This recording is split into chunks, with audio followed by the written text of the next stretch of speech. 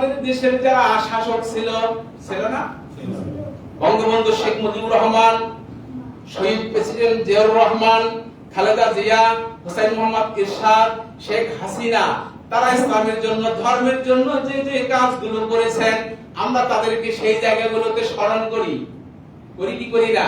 আমাদের মাদ্রাসা শিক্ষা, আলিয়া মাদ্রাসার শিক্ষা ব্যবস্থা খুব উন্নত ছিল না। একজন প্রেসিডেন্ট উনি উন্নত করেছেন একটু, তিনি হলেন হুসাইন মোহাম্মদ এরশাদ। কি বলেন? এবং এনারা অনেক কিছু করেছেন, কিন্তু ওনার নামটা এখানে আমি এই জন্যই বললাম যে মাদ্রাসা শিক্ষার একটা ভিত্তি স্থাপন করে দিয়ে গেছেন আলিয়া লাইনে। এরকম ডক্টর ইউনূস সাহেব আপনি নাচ গানের শিক্ষক না দিয়ে ওই জায়গা চেঞ্জ করে দিয়ে ধর্মীয় শিক্ষক নিয়োগ দেন। কি কথা ঠিক কিনা? মুসলমান ভাইরা, আমি বলছি বাংলাদেশে 95% আমরা মুসলমান আছি, কিন্তু আমাদের মধ্যে ইসলাম নেই, আমাদের কোন জায়গায় ইসলাম নাই। ইসলামের প্রয়োজন আছে না নাই? আল্লাহর নবীর জীবনের আগমনের আসল লক্ষ্য উদ্দেশ্য হলো ইসলামকে বিজয় করা। আমরা সেই ইসলামকে কেন পিছিয়ে রেখেছি? কি কথা ঠিক কি না? আমাদের দেশের বয়স কত?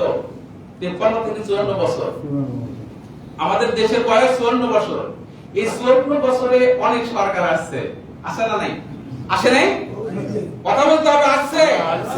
কিন্তু তারা মুসলিম না অমুসলিম? আওয়াজ করে কথা বলতে হবে সবাইকে। বঙ্গবন্ধু শেখ মুজিবুর রহমান মুসলিম, শহীদ প্রেসিডেন্ট জিয়াউর রহমান মুসলিম, হুসাইন মোহাম্মদ এরশাদ মুসলিম, খালেদা জিয়া মুসলিম, শেখ হাসিনা মুসলিম। তারা সবাই মুসলিম। অমুসলিম তো দেশ শাসন করে নাই, করছে নাকি? আপনারা কেন এই আপনার নবীর লক্ষ্য উদ্দেশ্যে পৌঁছতে পারলেন না? আপনারা কেন পার্লামেন্টে কোরআনকে বিজয় করলেন না? আপনারা কেন ইসলামকে ওই পার্লামেন্টে বিজয় করলেন না? প্রশ্ন কিনা? আপনারা তো মুসলমান, কি বলেন? আমরা অবশ্যই বলবো আপনারা এই জন্যই ইসলামকে পার্লামেন্টে বিজয় করেন নাই, কোরআনকে বিজয় করেন নাই। এই ইসলাম, এই কোরআন যদি পার্লামেন্টে বিজয় হতো, এই দেশে বিজয় হতো, তাহলে আপনাদের কারো হাত থাকতো না। কি বলে? আজকে বুঝতেছেন? একটু কালেমা পড়েন, লা ইলাহা ইল্লাল্লাহ। আওয়াজ করে লা ইলাহা ইল্লাল্লাহ, লা ইলাহা ইল্লাল্লাহ, লা ইলাহা ইল্লাল্লাহ, মুহাম্মাদুর রাসূলুল্লাহ। সাল্লাল্লাহু আলাইহি ওয়াসাল্লাম। ভাইরা আমার, নবীজি আসলেন, নবীজি আগমনের লক্ষ্য উদ্দেশ্য কি? আমাদের লক্ষ্য সেই দিকে যেতে হবে। লক্ষ্য উদ্দেশ্য হলো ইসলামকে বিজয় করা, তাই না? ইসলাম মানে কি? সারেন্ডার করা, আত্মসমর্পণ করা। ইসলাম মানে আরব অর্থ আছে কি? শান্তি। আরব অর্থ আছে শান্তির সোপান। কি বলেন? প্রশ্ন হলো, ইসলাম মানে শান্তি, কিন্তু শান্তি কি আছে? কোন জায়গায় কি শান্তি আছে? শান্তি নেই। আপনার জীবনটার কোনো নিরাপত্তা নেই, আছে নাকি? নাই। আপনি আপনার জীবনটা নিয়ে যে একটা নিরাপত্তায় থাকবেন, এই ব্যবস্থাপনাও নাই। কি বলেন? কোন জায়গায় শান্তি নেই। সব যেদিকে তাকাবে সেদিকে মুসলমানকে চাইছে। দেখেন, লক্ষ্য করেন, তাম পৃথিবীতে মারপিট খাওয়ার জাতি একটা হয়ে গেছে কে? মুসলিম। যেদিকে তাকাবেন, ফিলিস্তিন, আফগানিস্তান, যেখানে তাকাবেন, মায়ানমার থেকে তো কিছু মুসলমান বাংলাদেশে আসছে। কি জন্য? মার খাইতে খাইতে সহ্য করতে না পারে বাংলাদেশে আসছে। কি কথা ঠিক কিনা? মুসলমান ভাইয়েরা, ইসলাম মানে শান্তি। শান্তি কোথায় আছে দেখেন তো, দেখান। ইসলাম মানে শান্তি। 95% মুসলমানের দেশে ইসলামকে বিজয় করতে পারি নাই, জন্য আজকে আমরা শান্তি ভোগ করছি। এই কথা ঠিক কিনা? ভাইরা আমার, লক্ষ্য করেন, আপনি খাদ্য খাবেন, ওই খাদ্যের ভিতরে ভেজাল। আপনি মাল নেবেন, মালের ভিতরে ভেজাল। আপনি যে জায়গায় যাবেন, সব জায়গায় শুধু ভেজাল আর ভেজাল। আপনি খাইতে যাবেন বিষ, আর সত্য কথা বলতে যাবেন শুধু পুলিশ আর পুলিশ। কি বলে? সত্য বললে কি পুলিশ? একসময় আমাদের হুজুরদের অবস্থা খারাপ, আল্লাহ পাক কিছু সহায় করেছেন, রহম করেছেন। কেউ যদি ওই লাইন ধরে, তারা আবারও ওই রকম পড়ে যাবে। কি কথা ঠিক? মুসলমান ভাইয়েরা, ইসলাম মানে যে শান্তি, এই কথাটা অস্বীকার করা যাবে না। যাবে নাকি? যাবে না। কারণ আমরা ইসলামকে বিজয় করতে পারি নাই, জয়যুক্ত করতে পারি নাই, জন্য ইসলাম থেকে আমরা শান্তির বিষয়টা পাচ্ছি না। আপনারা লক্ষ্য করেন হযরত ওমর রাদিয়াল্লাহু তাআলা আনহুর দিকে।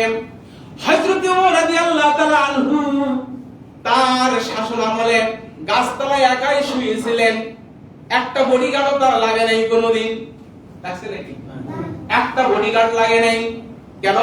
একজন সরকার, একজন প্রধানমন্ত্রী, একজন শাসক হয়েও একাই গাছতলায় শুয়ে আছেন, কোন বডিগার্ড লাগে নাই। শান্তি কেন? ইসলাম বিজয় ছিল। নবীর লক্ষ্য উদ্দেশ্যে তিনি পৌঁছতে পেরেছিলেন। বলেন সুবহানাল্লাহ।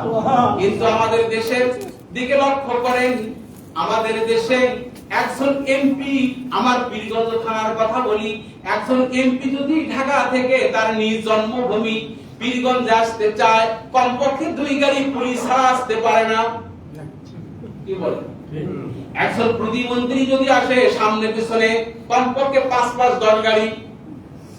প্রধানমন্ত্রী যদি আসে গাড়ির হিসাবে নাই। দৃশ্য দেখে মনে হয় এই লোকটার চাইতে অপরাধী লোক আর এই বাংলাদেশে একটাও নাই। কারণ সামনে পিছনে সেনাবাহিনী কেন? আপনি অপরাধী জন্যই। হযরত ওমর রাদিয়াল্লাহু তাআলা আনহু একাই গাছতলায় শুয়ে আছেন, একটা পুলিশও লাগে নাই, একটা বিডিআরও লাগে নাই। কি জন্য লাগে নাই? ইসলামকে বিজয় করতে পেরেছিলেন। বাংলার 95% মুসলমান ইসলামকে বিজয় করেন, কোরআনকে বিজয় করেন। ওই হিন্দুদের দুর্গা পাহারা দিতে হবে না, ওই হিন্দুদের দুর্গাও কখনো পুলিশকেও পাহারা দিতে হবে না। মুসলমান যেভাবে শান্তিতে ইবাদত করে, ওরা ওদের উপাসনায় সেইভাবে ইবাদত করবে। কথা ঠিক কি না? কারণ মুসলিম অমুসলিম সবাই আল্লাহর সৃষ্টি। সৃষ্টি কি না? মুসলিম অমুসলিম আমরা যে অক্সিজেন গ্রহণ করছি, মুসলমানদের জন্য অক্সিজেন আলাদা নাকি? আর হিন্দু অমুসলিমদের জন্য অক্সিজেন আলাদা নাকি? এক আলাদা অক্সিজেন সমান হারে সবাই নিচ্ছি। কথা ঠিক কি না? এই যে সূর্য উঠছে, সূর্যের আলো মুসলিমও পাচ্ছে অমুসলিমও পাচ্ছে। কথা ঠিক কি না? আকাশে মেঘ করেছে, বৃষ্টি বর্ষণ হচ্ছে, শুধু মুসলমানের জমিতেই বর্ষণ হয় নাকি? অমুসলিমের জমিতে হয় কি হয় না বলেন? মুসলমান ভাইরা এই কথাগুলো কেন বলতেছি? বলতেছি যে এই জন্যই, ইন্নাদ দীনা ইনদাল্লাহিল ইসলাম, আল্লাহ পাকের নিকট মনোনীত ধর্ম হলো ইসলাম। যে ইসলামকে নবীজি বিজয় করে দেওয়ার জন্য দুনিয়ায় এসেছিলেন, সেই ইসলামের পার্লামেন্ট যদি কোন দেশে হয়, ওই দেশের মুসলিম অমুসলিম শান্তিতে বসবাস করবে।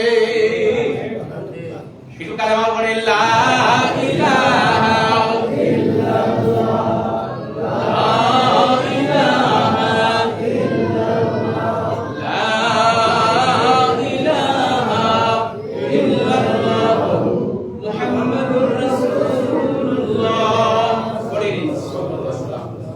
ইসলামের মূল মন্ত্রটা কি জানেন তো? সবাই সবার জানা আছে।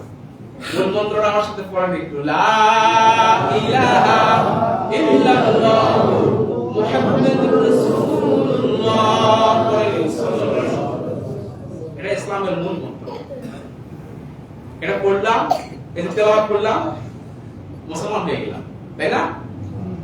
না, এটা এই তেলাওয়াত করলাম মুসলমান হয়ে গেলাম, এটা না, এরকম নয়। এরকম জিনিস কালেমা না। কি কথা কি বুঝতে পারলাম? এই কোরআনুল কারীমের বিসমিল্লাহর বাদ থেকে শুরু করে সূরা নাসের সিন পর্যন্ত শ্রী গিরিশচন্দ্র সেনের যা ছিল, ছিল না? অর্থ করতে পেরেছেন, ব্যাখ্যা করতে পেরেছেন, তাফসীর করতে পেরেছেন। এর ভিতরে লা ইলাহা ইল্লাল্লাহ আছে না নাই? উনি এটা মনে হয় ব্যাখ্যা করেন নাই? তো এই লা ইলাহা ইল্লাল্লাহ আমাকে বলতে হয় নাই? উনি কি মুমিন? উনি কি ইমানদার? না, মুসলমান। ভালো করে কালেমা বুঝতে হবে। কালেমা শুধু মুখে তেলাওয়াত করলেই মুসলমান হওয়া যায় না।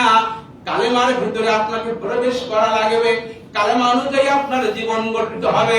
কালেমার অর্থ হলো এক আল্লাহ ছাড়া কাউকে মানি না, এক আল্লাহর আইন ছাড়া কাউকে মানি না। এই হলো কালেমার অর্থ। এই অর্থ আপনার জীবনের সাথে মিল আছে না? একটু লক্ষ্য করেন। যদি মিল থাকে আপনি মুসলিম, আপনি কালেমাওয়ালা, আপনি এই ধরনের কালেমাওয়ালা যদি হন, আল্লাহ পাক আপনাকে জাহান্নামে দিবে না জান্নাতে দিবি? বলেন সুবহানাল্লাহ। জাহান্নামে দিবে না, আল্লাহ জান্নাতে দিবি। মুসলমান ভাইয়েরা, আল্লাহর নবী জনাবে মুহাম্মদ রাসূলুল্লাহ সাল্লাল্লাহু আলাইহি ওয়াসাল্লাম নবীজি জীবনে 40 বছর বয়স থেকে দাওয়াত শুরু করেন, 70 বছর থেকে শুরু করেছেন। 70 বছর থেকে দাওয়াত শুরু করেছেন, হিলকুল ফুতুল সংগঠন করেছেন, মানুষের কাছে গিয়ে বলেছেন সুদ খাও না, ঘুষ খাও না, জিনা করো না, সন্ত্রাসী করো না, চাঁদাবাজি করো না, জীবন্ত কন্যা সন্তান কবর দিও না। এরকম নবীজি বলছেন। যখন নবী এই কথাগুলো বলেছেন, আবু জাহেল বলছেন ভাতিজা খুব ভালো, আমার দেশ চালাতে ভাতিজা খুব সহযোগিতা করতেছে। কি বলেন? ওই দেশের সব মানুষ আমার নবীকে আল আমিন বলে ডাকছে। কি বলেন? ওই সময় আর সব মানুষ নবীজিকে আসদিক সত্যবাদী বলে ডাকছেন। বলেন সুবহানাল্লাহ। নবীজিকে আল আমিন বলে ডাকছেন, সদিক বলে মুসলমানরা ডাকছেন, মুসলিম মুসলিমেরা ডেকেছেন। আমার নবী জনাবে মুহাম্মদ রাসূলুল্লাহ সাল্লাল্লাহু আলাইহি ওয়াসাল্লাম নবীজির নবুয়ত লাভের পরে এই কালেমা যখন প্রচার শুরু করলেন, আবু জেহেলের মাথা খারাপ হয়ে গেল। আবু জেহেল তখন বলেন ভাতিজাকে বন্দী করো। কি বলে? ভাতিজাকে জেলখানায় দাও, কল্লা কেটে নিয়ে এসো, যে নিয়ে এসে দিতে পারবে 100 লালুর পুরস্কার দেওয়া হবে। কি বলে? এর আগে সবাই বলে আলামিন, এখন কেন বলে হত্যা করা লাগবে, কেন বলে ফাঁসি দেওয়া লাগবে, কেন বলে জেলখানায় রাখা লাগবে? এই কালেমার অর্থ ওরা বুঝেছিল, আমরা মুসলমান হয়ে কালেমার অর্থ বুঝি না জন্য আমাদের রায়টা বাতিলের দিকে চলে যায়, আমাদের রায়টা কোরআনের পক্ষে আসে না। কি কথা বুঝতে পারলাম? মুসলমান ভাইয়েরা, আবু জেহেলকে একদিন তার একদম নিকটতম বন্ধু জিজ্ঞেস করেছিল, তার নাম আকনাস। আকনাস বলেছিল এই সময় কেউ নাই, একটা জিনিস আপনাকে আমি জিজ্ঞেস করতে চাই, বলেন তো আপনার ভাতিজা মুহাম্মদ সত্য নবী কিনা? আবু জেহেল বলতেছেন হ্যাঁ আমার ভাতিজা সত্য নবী। আকনাস বলতেছেন আমি এই কথাটা আগে থেকে জানি। আবু জেহেল বলেন কিভাবে জানো? আকনাস বলতেছেন মুহাম্মদকে যখন কালেমা প্রচার শুরু করেছে তখন থেকে মুহাম্মদকে আমরা জাদুকর বলেছি, গণক বলেছি, মিথ্যাবাদী বলেছি, পাগল বলেছি, মুহাম্মদ একদিনও রাগ করে নাই। এটাই প্রমাণ বহন করে। আবু জেহেল বলে ঠিক হ্যাঁ, তাহলে আকনাস বলে চলেন তো আমরা ইসলাম গ্রহণ করি, কালেমা পড়ি। বলেন সুবহানাল্লাহ। আবু জেহেল বলেন আকনাস শোনো, কালেমা মুখে পড়া সহজ, কালেমা যদি আমি মেনে নেই আমি হব কর্মী আর মুহাম্মদ হবে নেতা। কি বলেন? তা হতে পারে না। কি কথা ঠিক কিনা মুসলমান ভাইরা? খুব ভালো করে বোঝেন। বলেন তো নবীজির আগমনের উদ্দেশ্য লক্ষ্য আমাদের দেশের বিষয় হুজুরদের জানা আছে না নেই? আছে না নেই? তাবলীগ জামাত, তাবলীগ জামাতের কর্মী ভাইদের জানা আছে না নাই? বক্তাদের জানা আছে, শ্রোতাদের জানা আছে, ইমামদের জানা আছে, খতিবদের জানা আছে, সবার জানা আছে। কিন্তু সবাই কোরআন বিজয়ের কথা বলে না কেন? দিন বিজয়ের কথা কেন পাবলিককে বোঝায় না? কারণটা কি? কারণ একটাই হলো, নবীজি কোরআন বিজয়ের কথা বলার কারণে নবীজির দান মোবারক শহীদ হয়ে গেছে। ইমাম হোসাইন কারবালার প্রান্তরে শহীদ হয়ে গেছেন। কথা ঠিক কিনা? হযরত বিলালের গলায় রশি ধরে টানা হাসরা করেছেন। এই সমস্ত সুবিধাবাদ জিন্দাবাদ লোকগুলো দিন বিজয়ের কথা বলে না। এই জন্যই যে তার পিঠ খেতে হবে, জেলখানায় যেতে হবে, মামলা মোকদ্দমায় করতে হবে, এই ভয়েই তারা এই কথাগুলো বলে না। কথা ঠিক কিনা? সুতরাং সমাপনীতে বলি, আমরা যেখানে যে অবস্থায় আছি, যারা পীর মুরিদি করেন, যারা তাবলীগ জামাত করেন তারা কর্মীদেরকে নিয়ে কাজ করেন, যারা বক্তা তারা বক্তা দিয়ে শ্রোতাদেরকে বোঝান, যারা যেখানে আছেন সেখান থেকে আমাদেরকে দিন বিজয়ের কাজে সহযোগিতা করা লাগবে। কি বলেন? কোরআন বিজয়ের কাজে সহযোগিতা করা লাগবে। সমস্ত পীর এবং পীরের মুরিদিরা, তাবলীগ জামাতের আমিরের কর্মীরা এবং বক্তা শ্রোতা এবং যত ইমাম খতিব মুসল্লি আছে সবাই যদি চতুর্দিক থেকে একবারে আমরা বলি যে কোরআনের বিজয় দেখতে চাই, ইসলামের বিজয় দেখতে চাই, ৯৫% মুসলমানের দেশে এমন কোন ফেরাউন নাই, এমন কোন নমরুদ নাই যে এটা আটকে দিতে পারে। বলে আলোচনা শেষ করছি। ওয়া আখিরু দাওয়ানা আলহামদুলিল্লাহ রাব্বিল আলামিন। আসসালামু আলাইকুম ওয়া রাহমাতুল্লাহ। যারা সুন্নাত পড়েননি কারো জন্য চারা পড়ে নিন।